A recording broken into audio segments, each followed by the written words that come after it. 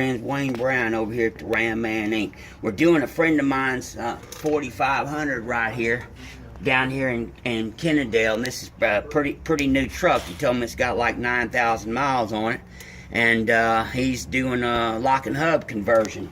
He's putting on our lock and hubs on his truck, change it from a full-time four-wheel drive to a two-wheel drive truck.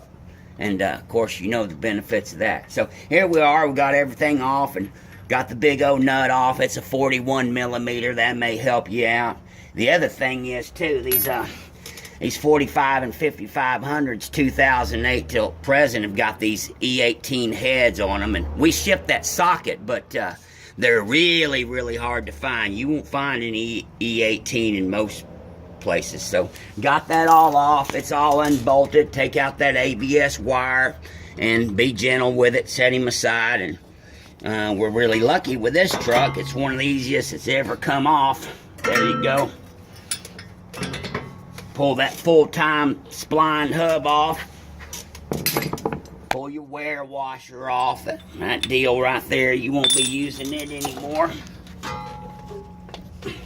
Make sure our stub shaft's pushed all the way in, seals back, and lo and behold, we're gonna grab our lock and hub assembly, which is, it's just one piece. You just slide it on, and that's all there is to it. So here we go. Of course, make sure your ABS wire's up on the top. You don't want to repeat this a couple damn times like an idiot.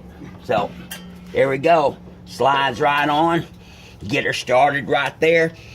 These Timkins, they fit really snug. But you see there, we're already down, and we're ready to bolt up. So if you want to make it harder than that, go right ahead. But that's as easy as we can make it.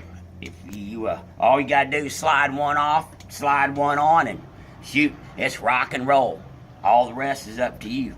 God bless you. God bless America, and happy Dodge ramming.